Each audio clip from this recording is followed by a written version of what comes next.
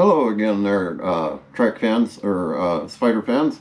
I'm doing a second topic today relating to services and performance changes and modifications. I was perusing another vlogger's work and I have some corrections because I feel that the individual that presented the information is dead set against ECU flash tuning.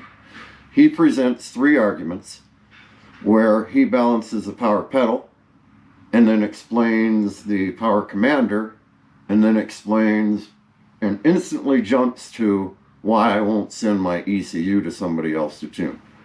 I'm going to explain this with a little bit more of an American perspective, no offense, and with more of a perspective on we all cannot in the real world all afford Rikers, and a lot of us ride Spyders of later years. This is relevant for a lot of reasons.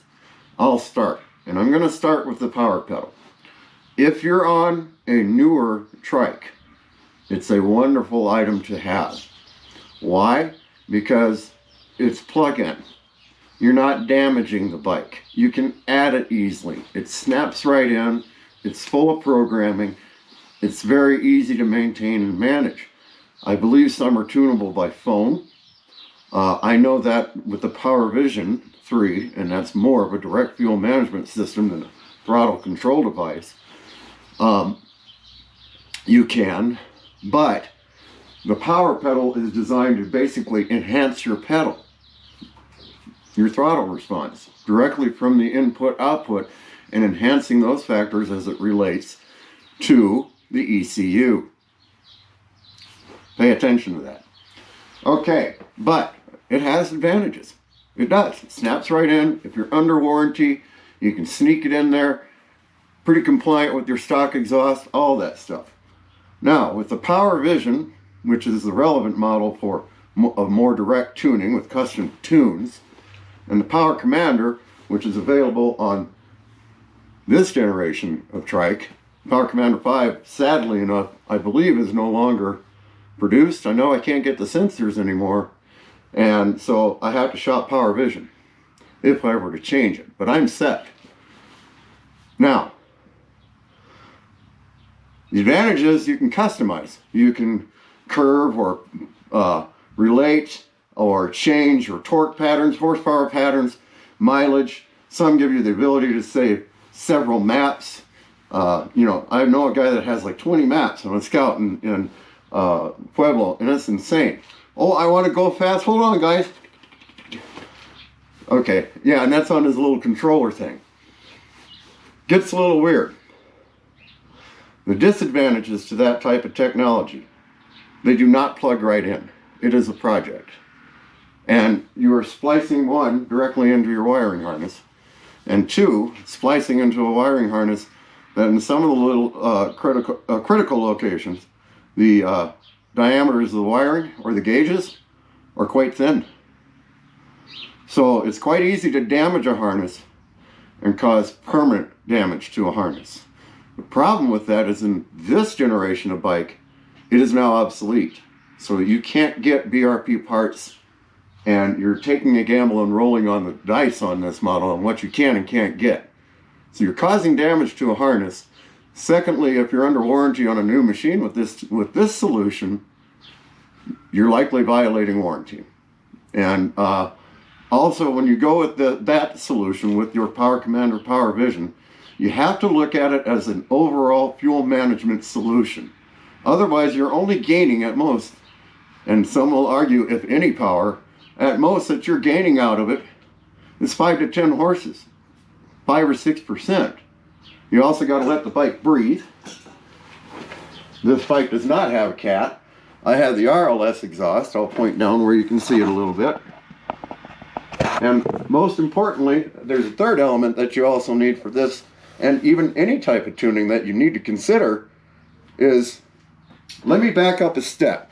What is combustion? Combustion is fire. To make fire hotter, you need A, more fuel, B, more oxygen. Now the best way, and what power and fuel management does, is customize that blend electronically. Advantages over carbs is you're not relying on physics and gravity and Venturis to do so. So everything's managed, can be programmed, can be tuned, can be curbed. Now, the first two methods are lovely and great, and they work to enhance the signals the bike gets from its performance sensors and its input outputs, its air monitors, its mass sensors, its oxygen sensors in the exhaust. The whole package works with the ECU because the ECU is demanding and dictating within the system. The control unit says, this is what we do. So the two products that I mentioned before, Power Pedal, enhances your throttle to the ECU. Power Vision, Power Commander enhance the aspect of the sensors and provide custom curvings to the ECU. Okay.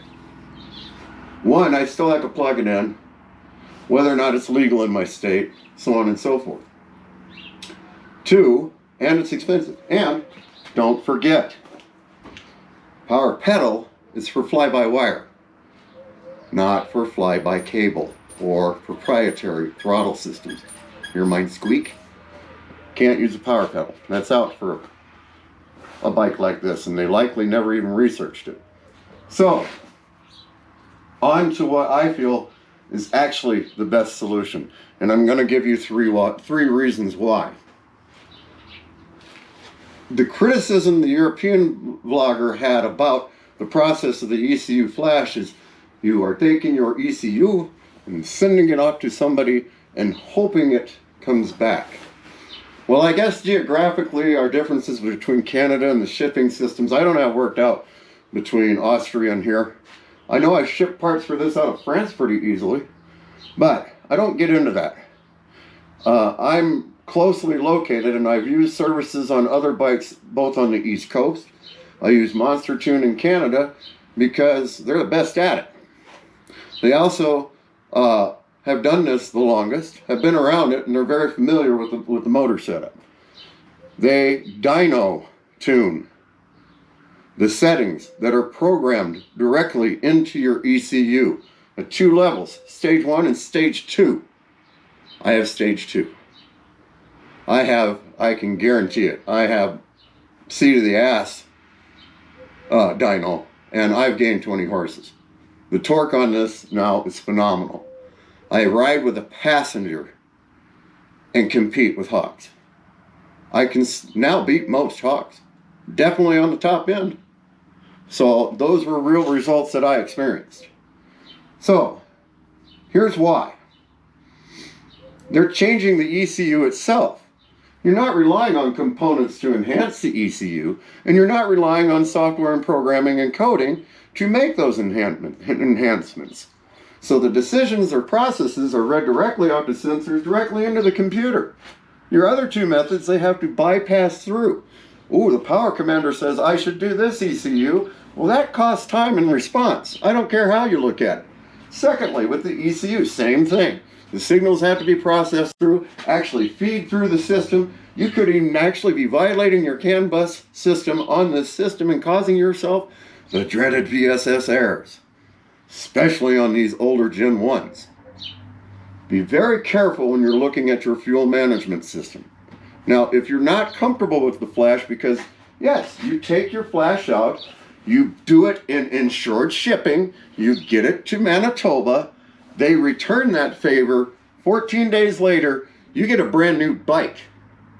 If you're not comfortable with that control unit going away, go on eBay, go on Amazon, find the part number when you take it off on your ECU. You'll be shocked at exactly how many vehicles, some cars even, the key in ECU operates and controls. It is very common standard.